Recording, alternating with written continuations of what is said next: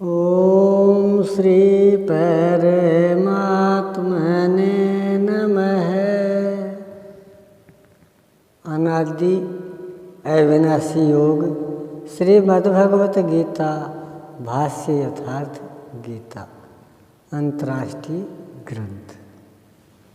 सृष्टि का आदि धर्मशास्त्र गीता है। इमं विवस्वते योगम।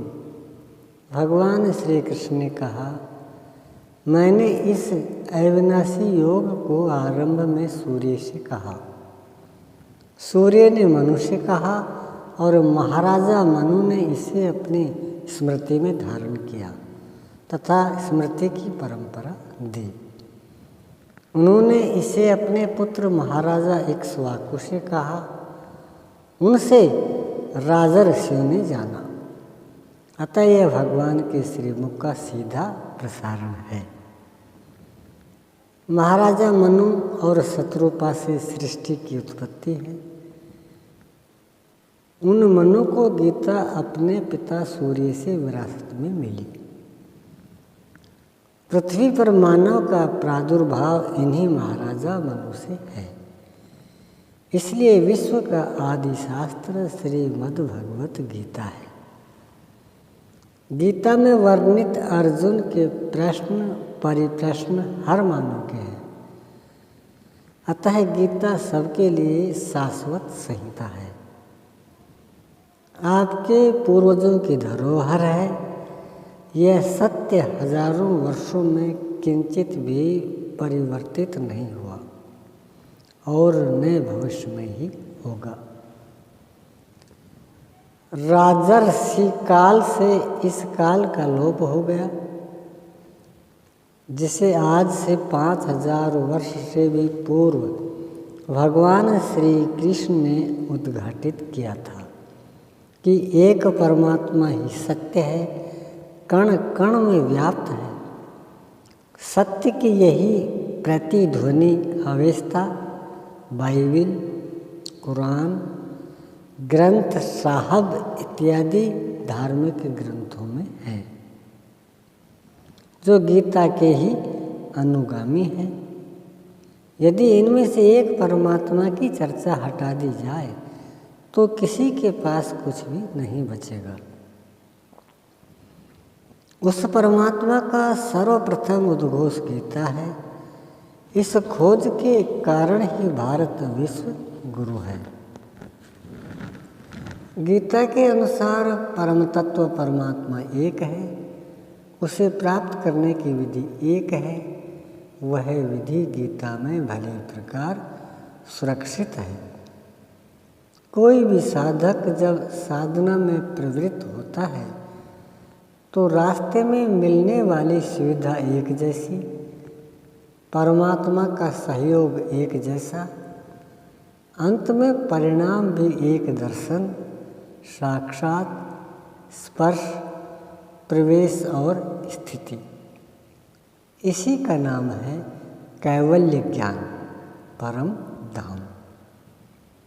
गीतोक्त यज्ञ नियत कर्म के द्वारा परमात्मा सबके लिए सुलभ है। तो मानव में भेद कैसा? भगवान कहते हैं, मैं परम चेतन परमात्मा बीज रूप से सबका पिता और प्रकृति ही माता है। गीता मनुष्य मात्र को ईश्वर की संतान मानती है और भजन का अधिकार उन सबको देती है जिन्हें मनुष्य तन उपलब्ध है। भजन में स्त्री पुरुष सबका समान अधिकार है। गीता में मनुष्य का विभाजन नहीं है। गीतोक्त वर्ण साधना के क्रमोन्नत सोपान है। लोक में समृद्धि और परम श्रेय केवल एक परमात्मा से संभव है। अन्य जो कुछ भी तरीके हैं, पूजा पद्धतियां हैं, अपूर्ण हैं। एक ईश्वर की साधना केवल गीता में है। गीता विश्व के मानव मात्र को उद्देश्य बनाकर कही गई है।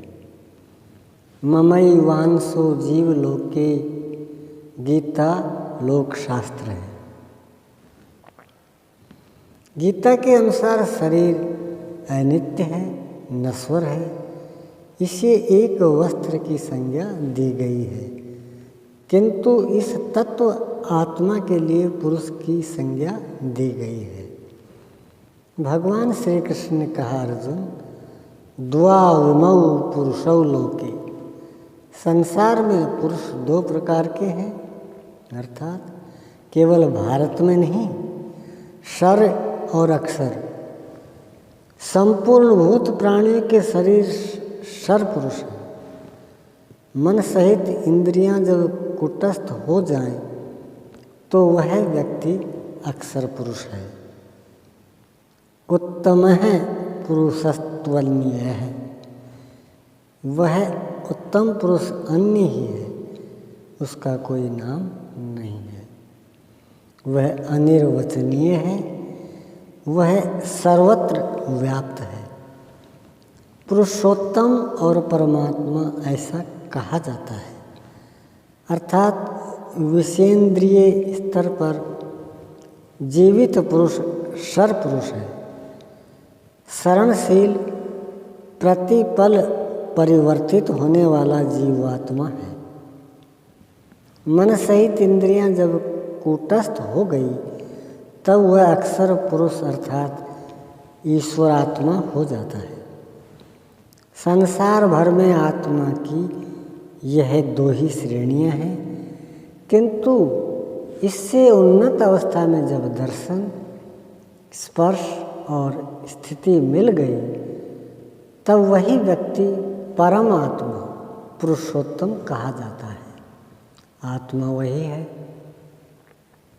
विशेषण बढ़ता जाता है और यह स्तर सबके लिए सुलभ है।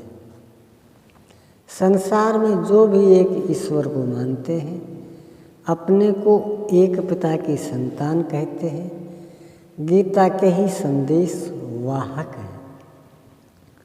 सृष्टि के आरंभ में जो सिद्धांत प्रसारित हुए, ये उन्हीं का परिपालन है।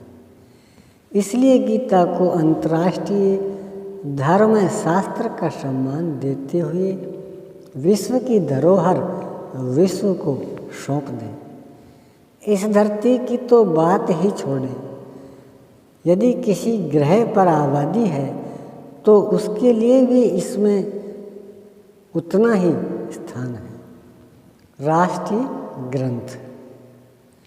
भगवान श्री कृष्ण कहते हैं कि इस अविनाशी योग को मैंने आदि में सूर्य से कहा, सूर्य से मनु, मनु से इक्ष्वाकु और इक्ष्वाकु से राजर्षियों तक पहुँचते पहुँचते यह इस पृथ्वी में लुप्त हो गया था।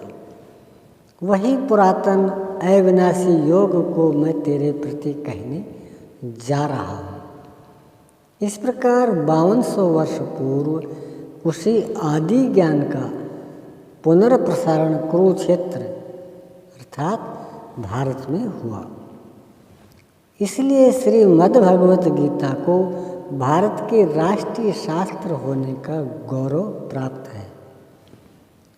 इस अनादि विश्व धर्म शास्त्र का द्वितीय प्रसारण निश्चित रूप से भारत में हुआ। इसलिए भारतीय मूल के लोगों का मूल शास्त्र गीता है। मनु दीर्घ जीवी थे, उन्होंने एक प्रलय भी देखा।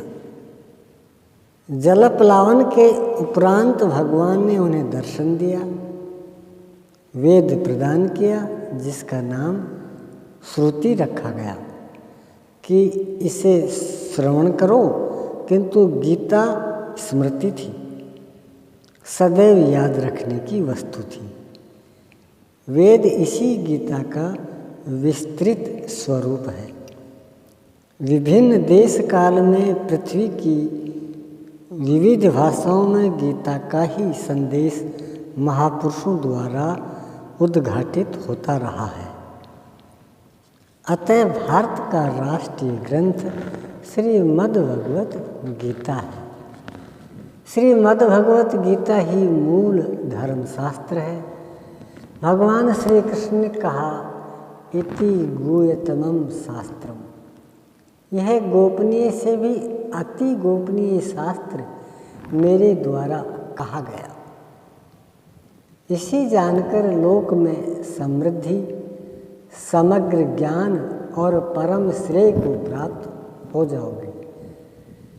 श्रीमद् भगवत गीता में उन्होंने कहा, ये तो धर्म्यामृतमेदं यथोक्तं पर्युपासते श्रद्धानामत्परमा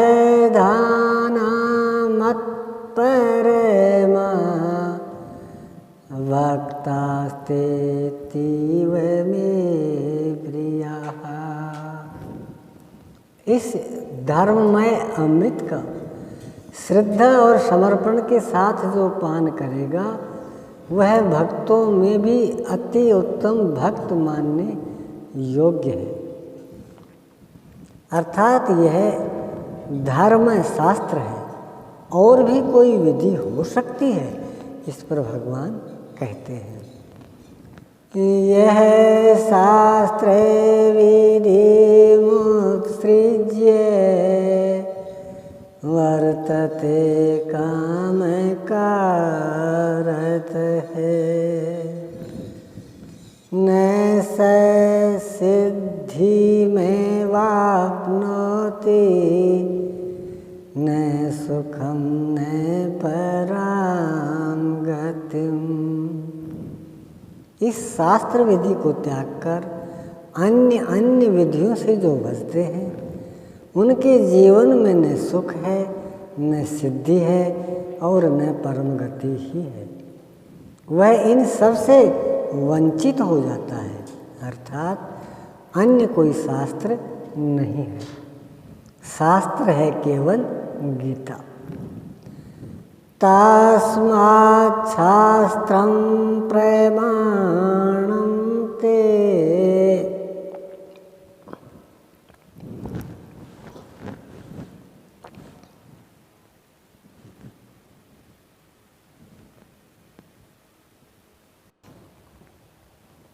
कार्याकार्यौ एव स्थितौ ज्ञात्वा शास्त्रे विधानोक्तं कर्म कर्तुमिहार्हसि।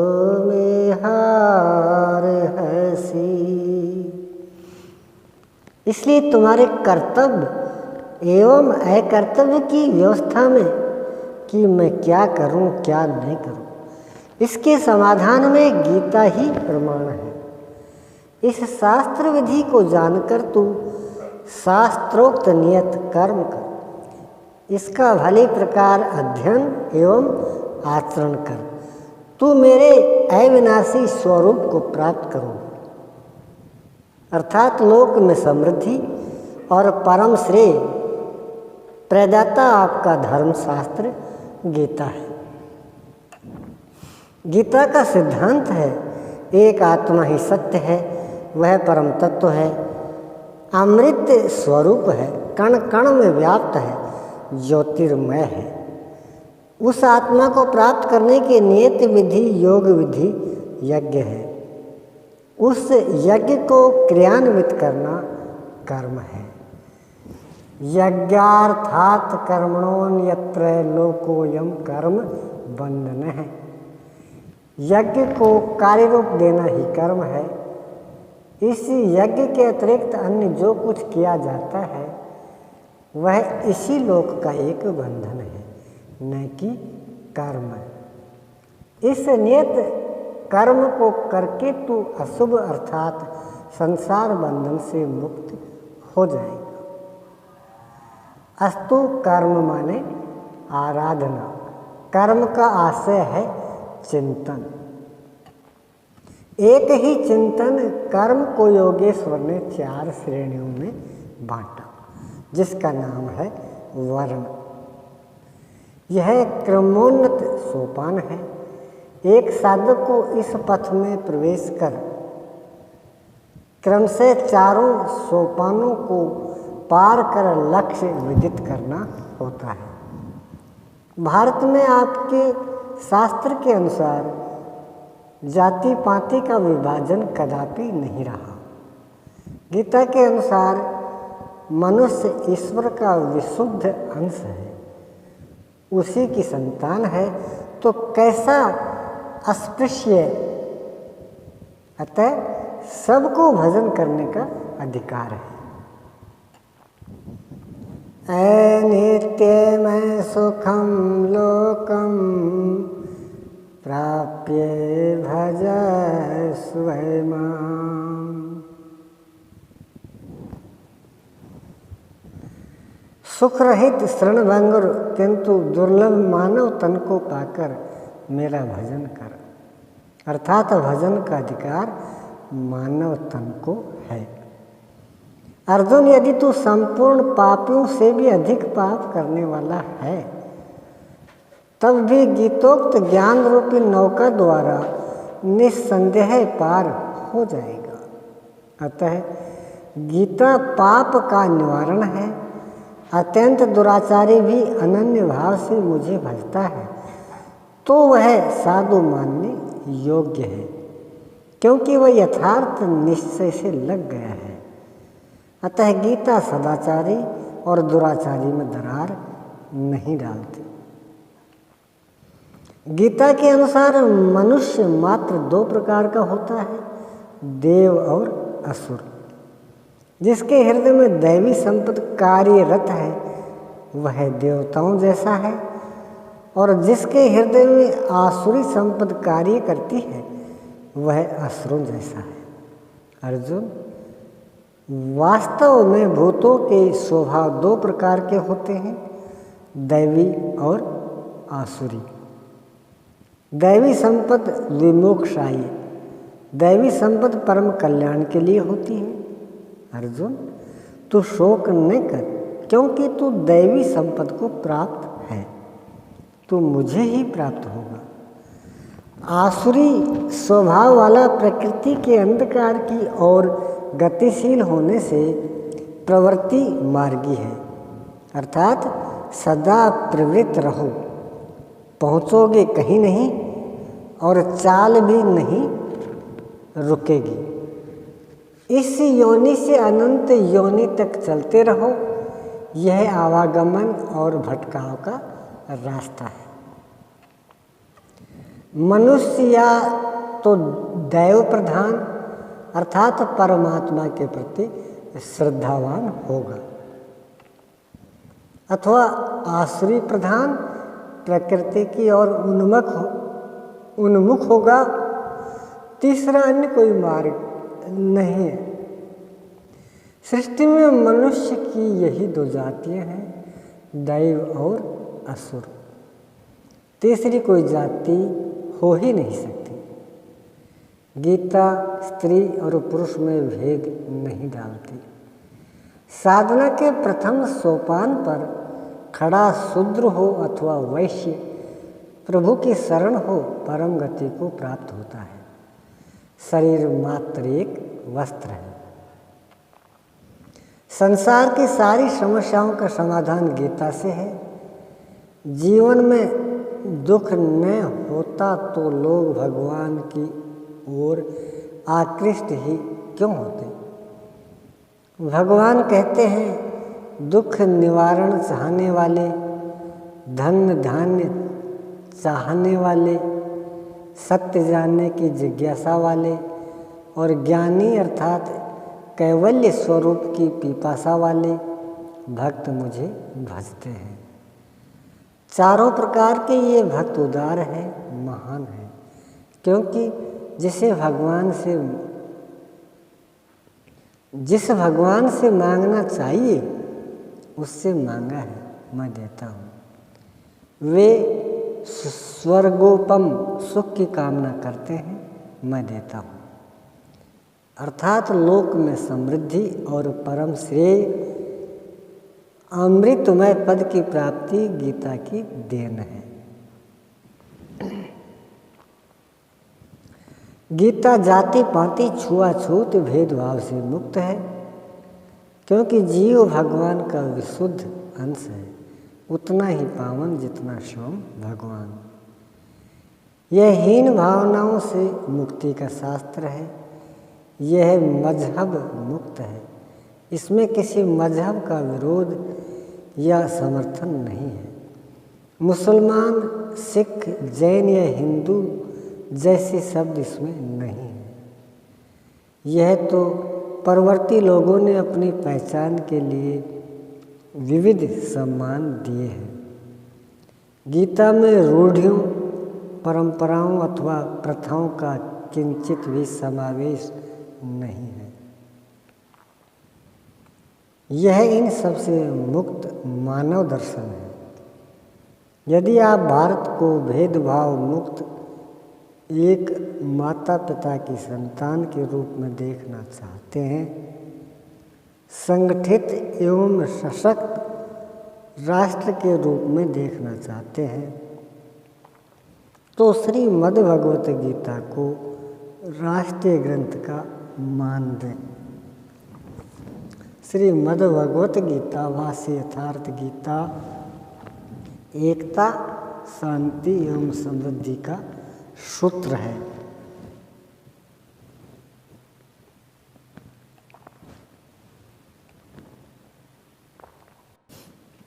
आर्य अर्थात सनातनी हिंदुओं का मूल शास्त्र, संपूर्ण शास्त्र श्रीमद् भगवत गीता है।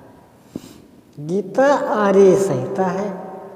आर्य एक व्रत है जो अस्तित्व मात्र एक परमात्मा, उस अविनाशी का उपासक है, आर्य है। वरुण, कुबेर, अग्नि, इंद्र इत्यादि प्रथम आर्य थे। जो उस अस्तित्व के प्रति आस्थावान है, आर्य है। उसे प्राप्त करने की गीतोक्त विधि का आचरण आर्य व्रत है। इस व्रत में क्रमशः उत्कर्ष करते हुए व्यक्ति जब उस परमात्मा का दर्शन, उसका स्पर्श और उसमें स्थिति पा जाता है, तो वह आर्यत्व प्राप्त है। परमात्मा ही सनातन है।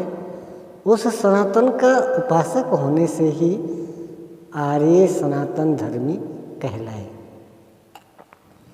सनातन एकमात्र परमात्मा सबके हृदय देश में निवास करता है। हृदय से अर्जुन तिष्ठति। हृदयस्थ उस परमात्मा का उपासक होने से वही हिंदू कहलाए। तीनों शब्दों का अर्थ एक है और इनका आदि संपूर्ण शास्त्र श्रीमद् भगवत गीता है। काल क्रम के अंतराल में से धर्म के समांतर धर्माभासों का प्रचलन हो जाया करता है,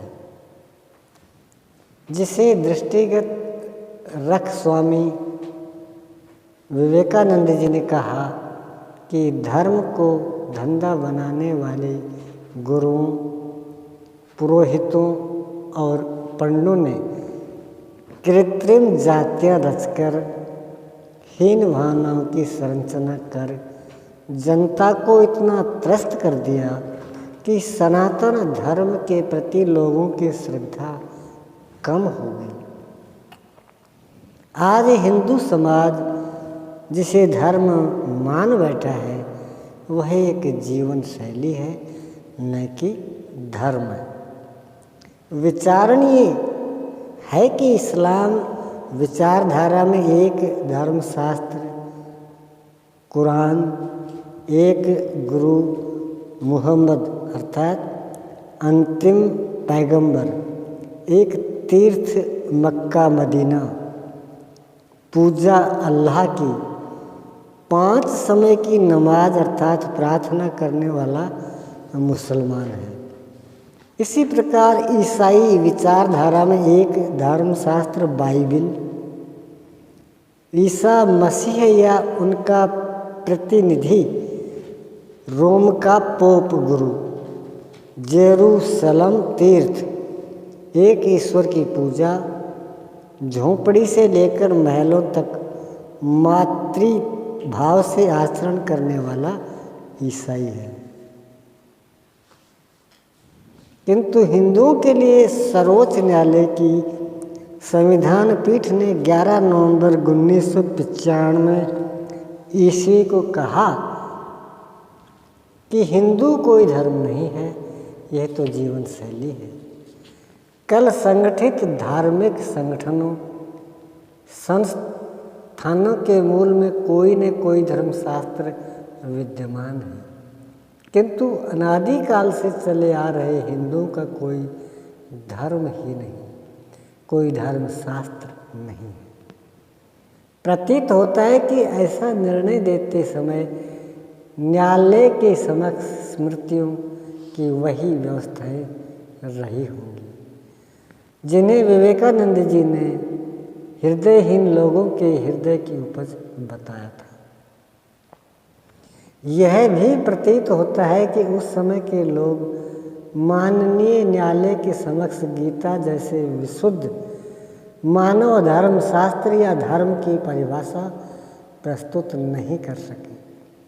ऐसा कदाचित वे कर भी नहीं सकते थे, क्योंकि धर्म और शास्त्र तत्वदर्शियों के हृदय की उपज है, तत्वदर्शियों के क्षेत्र की वस्तु है। भाषा के बल पर उन्हें कोई समझ नहीं सकता। धर्मशास्त्र का हमें ज्ञान न हो यह अलग बात है। कृपया सदा से ही चली आ रही 700 श्लोकों वाली मूल धर्मशास्त्र श्रीमद् भगवद गीता ले, आद्योपांत विधिवत देख ले कि क्या यह जीवन पद्धति है या धर्म शास्त्र। यह श्रीमद् भगवद गीता विलुप्त हो गई तो द्वापर में